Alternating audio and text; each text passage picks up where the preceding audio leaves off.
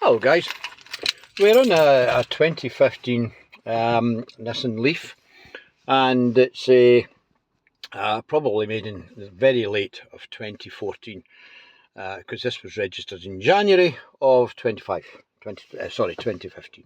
So I know some people are having issues with the heating and battery use, etc. So I'll do this wee video. Maybe it's helpful, maybe it's not. So anyway, I'm sitting in the car, foot in the brake, power up. Screen comes on, and we need to get rid of that, and we'll turn off the music. So that's the dash cam coming on. So we want to show what we do with the heating system here. So the first thing I would suggest you do is go into the settings, right, and timer remote, set climate temperature, put it to the highest figure you can, which is 30 degrees centigrade. So that basically means that when you have it plugged in to your electricity supply and you set the timer will, the heater timer, when it's preheating the vehicle, it will bring the temperature up to 30 degrees. So you want it as hot as you possibly can. That way, as it gradually cools, if you don't have the climate control on during the time you're driving, you'll stay warm longer. Okay, so back. So you want to set the climate control timer. You then have this setting. So you press that. Now I've got one set because it was set for this morning. I was going out. So edit schedule, and what I'll do is I'll set it for, say, tomorrow. So tomorrow morning, if I'm going out, I'll be leaving here probably about 8:30. So what I do is I set it for 8:20, right? I usually have it finished its heating and come out to the car within maybe 5 minutes after it's stopped. So I'm going to take Sunday off it because I don't know whether I'll be going to church on Sunday next week or not, so I'll take that off it. So the timer is on, it clears at 8:20 and it comes on Monday morning. Now make sure it's plugged in. You can do this with your granny charger or you can do it with your level 2 charger. I've got a level 2 and I've also got a 13 amp socket. I'm in the UK incidentally, so we run with the proper mains of 240 volts. Haha. Okie doke, so we save that and we OK it, and that's the job done. I will need to charge it probably overnight anyway. It's needing charged. So for that, I'll go back and I'll set the timer for the charge.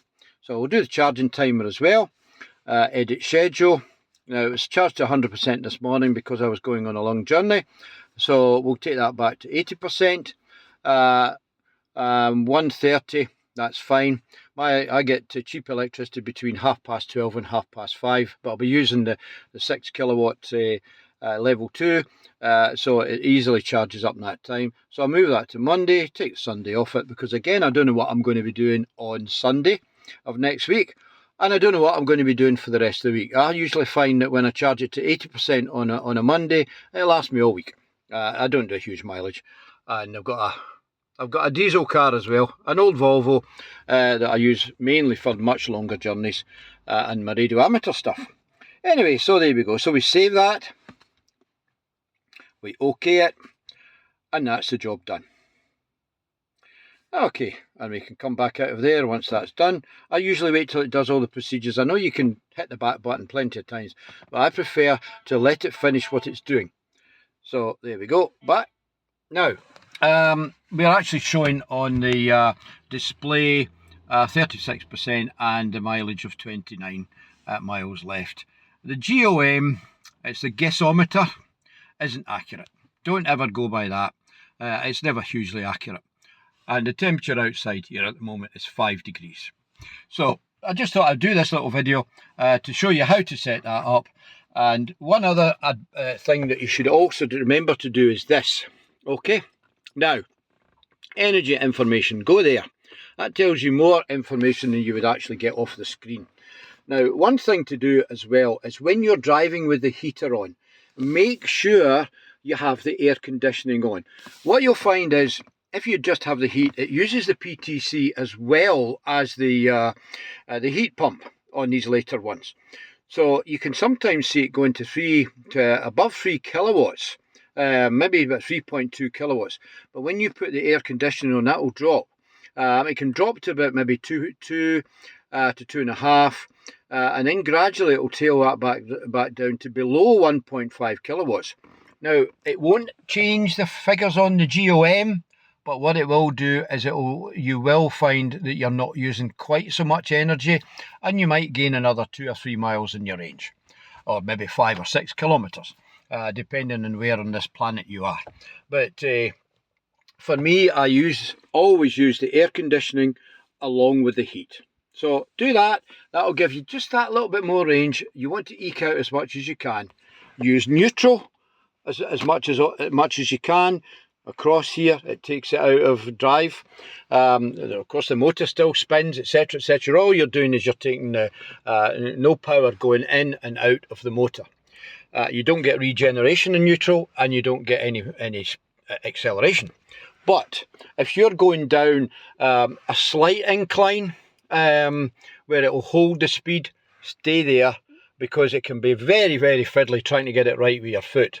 So neutral on a small decline. So do that. That helps as well.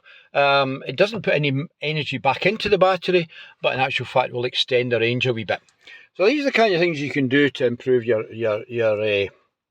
Leaf. Now, I'm down to 10 bars on this one. I can get about 70 miles if I'm easy with the right foot.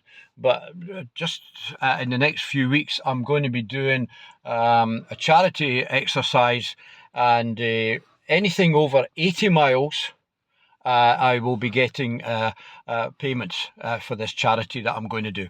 So I've been doing a bit of practicing, running into neutral, just driving about 50 miles per hour at maximum, taking it easy up hills, making the best I can, using as little of other power, etc.